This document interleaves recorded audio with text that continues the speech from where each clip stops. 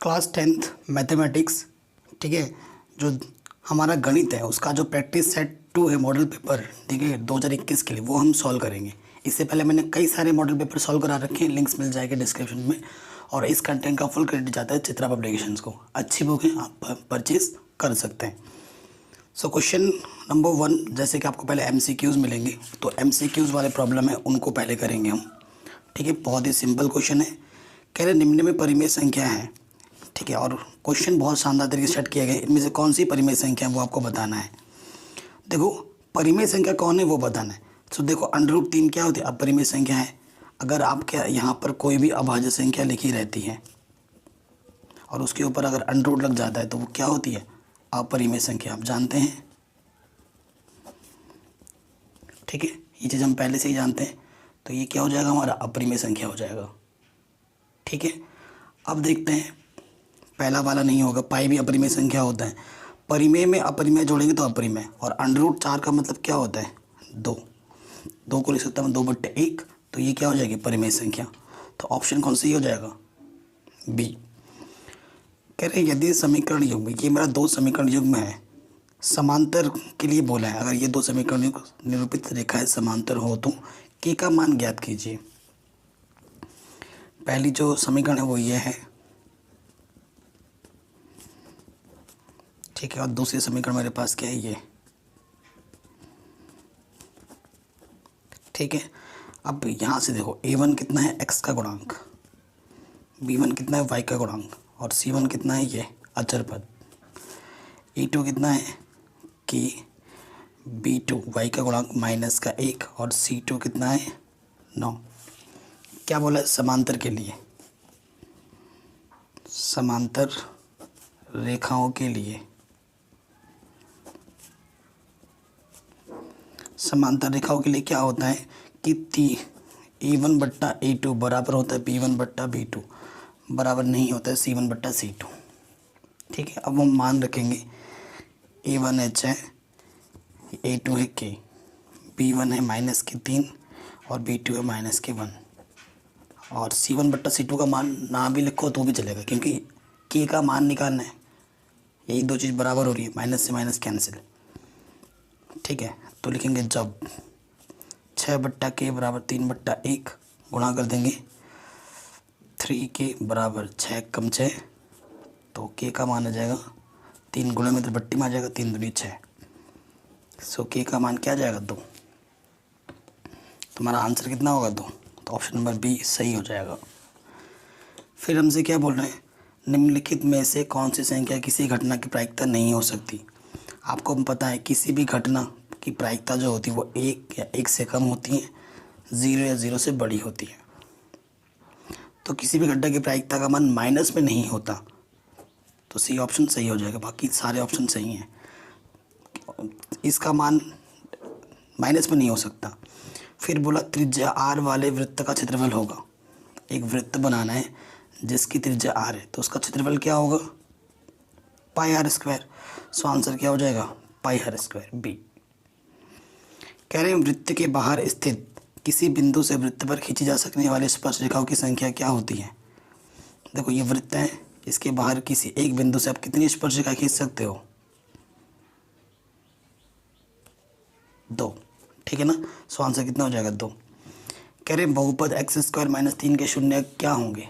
शून्य निकालना है आपको। शून्य निकालने के लिए हम क्या करते हैं, जो भी बहुपद होता है उसको 0 के बराबर रखते हैं। -3 इधर आके क्या हो जाएगा, +3, और वर्गमूल निकालना तो ±√3, तो शून्य क्या होगा, ±√3। ये हमारा आंसर हो जाएगा। कह रहे यदि किसी समांतर श्रेणी का nवां पद, 7वां क्वेश्चन, ठीक है, nवां पद यानी कि क्या दिया है, nवां पद an हमें दे रखा है 2n+3, तो इसका 11वां पद क्या होगा, हमें a11 निकालना है। तो क्या लिखोगे, n बराबर 11 रखने पर,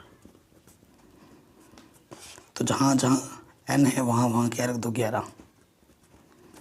11 दूनी 22 +3, यानी कि आंसर क्या आ जाएगा, 25। आंसर कितना आ जाएगा, 25। आराम से हो गया। आगे बढ़ते हैं नेक्स्ट क्वेश्चन में। कह रहे सिद्ध कीजिए कि cot theta plus tan theta cosec theta sec theta के बराबर होता है। इसे हमें सिद्ध करना है। तो देखो बायां पक्ष लेंगे, बायां पक्ष लेने पर, हम बायां पक्ष ले लेने पर लिखेंगे, सो यहाँ लिखेंगे हम क्या, कॉट थीटा टेन थीटा। देखो कोई भी आइडेंटिटी नहीं लग रही है, कोई भी शब्द श्रमिका का प्रयोग नहीं हो रहा है, तो साइन कॉस में बदलना है। कॉट को हम लिख सकते हैं कॉस थीटा बटे साइन थीटा, और टेन थीटा को लिखते हैं साइन थीटा बटे कॉस थीटा। लॉस ऑफ क्या आ जाएगा, साइन थीटा गुणे कॉस थीटा, इसके गुणा इसके साथ कॉस गुणा cos, cos square theta, sine गुणा साइन, साइन स्क्वायर थीटा। कभी भी एंगल का वर्ग नहीं होता है, कोण का वर्ग कभी भी नहीं होता है। और आपको पता है sign square theta plus cos square theta का मान कितना होता है, 1। और यहाँ है साइन थीटा कॉस थीटा। 1 को मैं गुणे में 1 लिख सकता हूँ, ये दशमलव नहीं है, गुणा है। इसको हम ऐसे भी लिख सकते हैं, 1 बट्टा साइन क्या होता है, कॉसेक थीटा, और 1 बट्टे कॉस क्या होता है, सेक थीटा। यही तो प्रूफ करना था, आ गया राइट हैंड साइड के बराबर। ठीक, यही चीज़ हमें प्रूफ करनी थी। अगले क्वेश्चन में बोल रहे हैं निम्नलिखित आंकड़ों का माध्यक ज्ञात कीजिए। माध्यक का मतलब होता है बीच वाला पद। तो माध्यक निकालने के लिए क्या करना पड़ेगा, सबसे पहले इसको आरोही क्रम में लिखना पड़ेगा। आरोही क्रम में लिखने पर, आरोही क्रम में लिखो। सबसे छोटा कौन सा है, सबसे छोटा है आपका 20, 20 के बाद कितना है 25, ठीक है। 20 के बाद 25 के बाद क्या 28, फिर 29, 28 के बाद 29, 29, 29, 29 के बाद कितना है 33, 33 के बाद कितना है 38, 38 के बाद कितना है 40, 40 के बाद कितना है 42, और 42 के बाद कितना है 43। इतनी ही संख्याएं हैं। कितनी संख्या गिनो, 1 2 3 4 5 6 7 8 9। चूँकि n बराबर कितने 9 पद है, तो माध्यक क्या होता है, माध्यक होता है अगर n, देखो सूत्र 2 होता है, एक होता है n + 1/2 पद, ये तब लेंगे जब n मेरा क्या होगा, विषम होगा। और दूसरा सूत्र होता है n/2 पद, ये सूत्र तब लेंगे जब n मेरा सम होता है। तो इस क्वेश्चन में n क्या है, विषम है, तो मुझे ये वाला सूत्र लेना पड़ेगा। अतः माध्यक 9 + 1/2 यानी कि 10/2 यानी कि 5वां पद। तो 5वां पद गिनो, 1 2 3 4 5। माध्यक कितना हो जाएगा 33। ठीक है, आपका माध्यक कितना हो जाएगा 33। ये क्वेश्चन बन गया आपका आराम से। अगले क्वेश्चन में आ जाऊँ। कह रहे चित्र 10 में अगर EF समांतर है BC के, EF समांतर है BC के, और AE बट्टा BE 4:1 है, तो CF इतना है, तो AF ज्ञात कीजिए। ये जो AF है वो हमें निकालना है। ये भुजा इसके समांतर है, चित्र बना लेना, लिखोगे दिया है कि ये जो EF है वो समांतर है BC के, अतः थेल्स के प्रमेयानुसार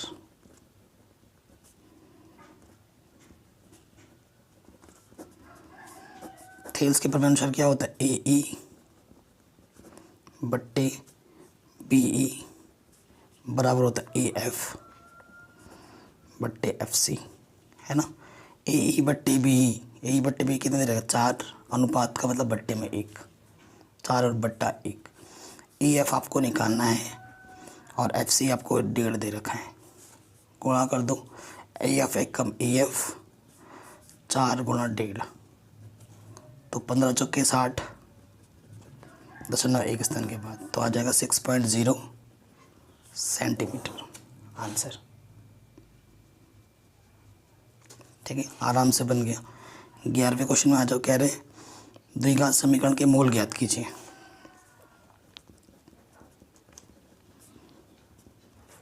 ठीक है, द्विघात समीकरण के मूल ज्ञात करना है। ऐसी 2 संख्याएं लेनी है जिनको गुणा करें तो गुणा करें तो 180 आए और घटाए तो 3 आए। ऐसी दो संख्या लो जिनको गुणा करो तो 180 मिले और उनको आपस में घटाओ तो 3 मिले। क्या हो जाएंगी ऐसी दो संख्याएं?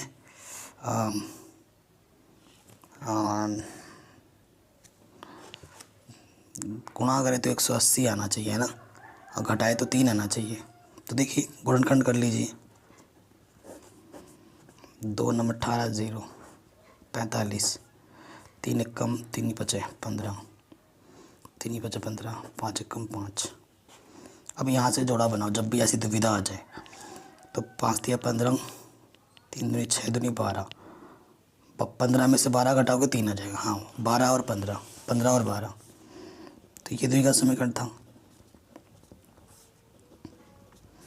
क्या हुआ? 15 और 12 आया था, घटाने का चिन्ह था ना, -20। अब माइनस अंदर गुणा करेंगे।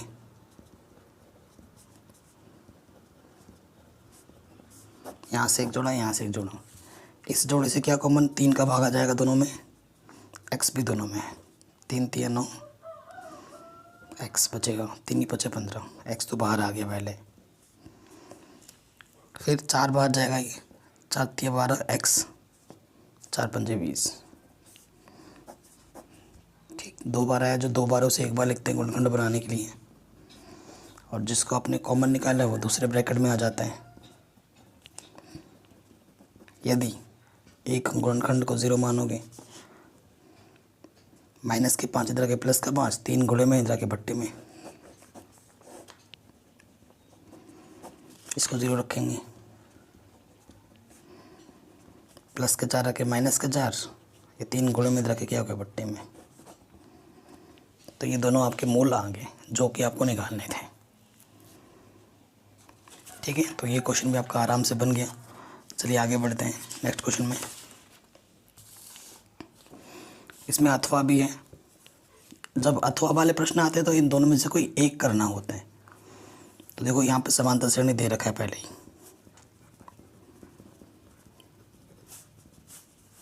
कौन सा पद 78 है? माना nवा पद 78 है। मतलब जो पद निकालना हो तो उसे nवा पद मान लेते हैं। मतलब an हमें 78 दे रखा है, कौन सा पद 78 है? nवा पद, यानी कि n हमें निकालना है। प्रथम पद क्या दे रखा है? 3। सार्वंतर क्या होता है? द्वितीय पद में से प्रथम पद घटाओ 5। चूँकि an बराबर क्या होता है? an कितना है? 78, a कितना है? 3, n निकालना है और d है 5। ये 3 प्लस के तरह के माइनस का हो जाएगा, 75 आ जाएगा।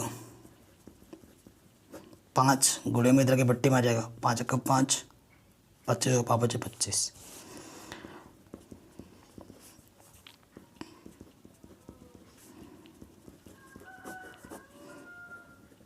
अतः 16वां पद जो होगा, ठीक है, अतः 16वां पद क्या होगा? 78 होगा। ऐसे लिख दो लास्ट में।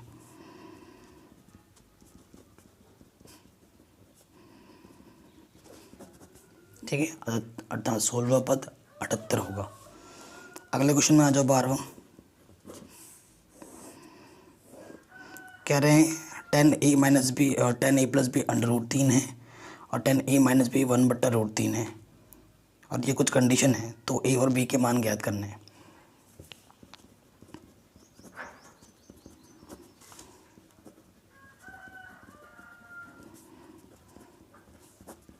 ठीक है, ये पहली कंडीशन है। इधर 10 में तो इसका मान भी 10 में सोचना है।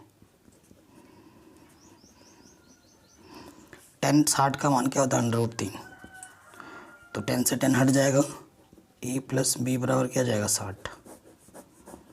समीकरण 1। ठीक है, पुनः दूसरा क्या दे रखा था हमें? 10a माइनस बी क्या दे रखा था? 1/√3। अब इधर भी 10 में मैं सोचना है क्योंकि इस तरफ 10 है। किसका मान होता है 10? 1/10√3 का, 10 30 का। 10 से 10 हटा, a माइनस बी बराबर कितना आ गया? 30। अब समीकरण a और b को सरल करेंगे।